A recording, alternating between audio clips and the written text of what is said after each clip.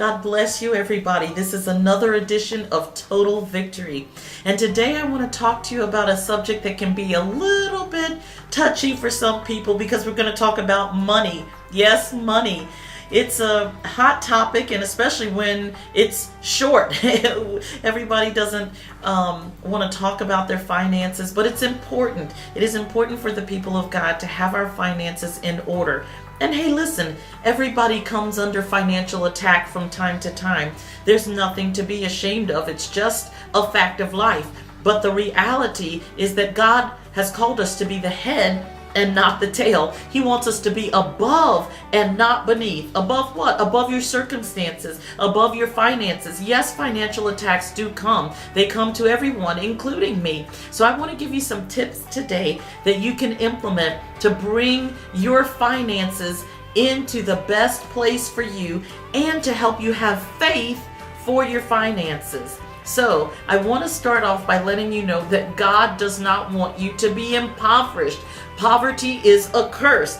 If you don't believe it, ask anybody who's been impoverished. Now, there are other ways that we can be wealthy in our family, in our spiritual walk with God, in the relationships that we have with people. That's all part of wealth. But there's more to prosperity and wealth. It does, in fact, include resources, because God doesn't want you to live a life of lack.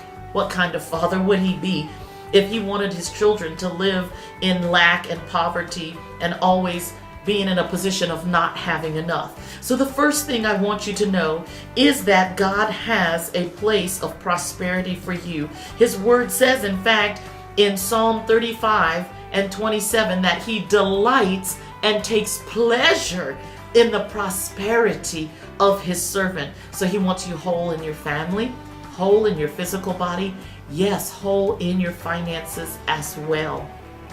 And then one of the ways that we can have that prosperity and that peace in our finances is to come out of debt. People are laden down with too much debt. Even nations are crumbling and caving under the pressure of excessive debt. And the reality is, God's word says, owe no man anything but to love him. That's Romans 13 and 8. We shouldn't be encumbered with debt. And hey, if that hasn't convinced you, what about this scripture? Proverbs 22 and verse 7 says, the rich rules over the poor, and the borrower is servant, and some translations say slave to the lender. I don't know about you, but slavery is over in my life. Amen. I'm not going to be a slave to anyone or anything. Emancipation Proclamation. We declare that we are free from the encumbrance and the chains of debt. So you say, well, Sister Cynthia, that's great. I hear you. I don't want to be encumbered by debt, but how do I become free from it? Well, I want to give you a few tips in just the next 2 minutes. Number one, start moving into using more cash. I don't know about you, but it's real easy to swipe that credit card, to use that plastic. You don't feel it. You don't see the bill right away. There's no consequence. There's something just a bit harder about peeling off that cash. You just try it. You open your wallet and have a certain amount of money. Hey, maybe your grandmother used the envelope system. Anybody ever done that? Because I have. You take some envelopes, right? You write on their rent. You write on their clothing allowance or food for the month. And you put that amount of cash according to your budget in there. So it's a lot harder to peel out big wads of money for something frivolous when you know and can see that you have a certain amount of cash in that envelope. That system might not work for you, but it's something certainly to try. Number two, trust God to provide. We are not relying on our job. We're not relying on a contract. We're not relying on mama and them to take care of us. God is our source. All of those other things are resources. In other words, when one resource dries up, the source is still there flowing, and that's God the Father.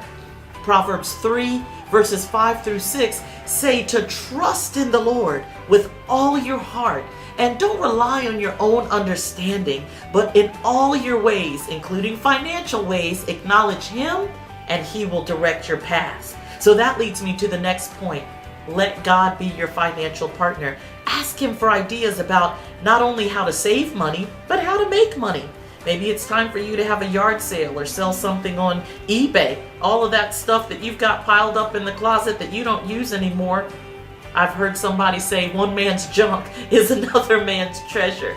So ask God to partner with you so that this year you can be on top of your finances. You're called to be above only and not beneath.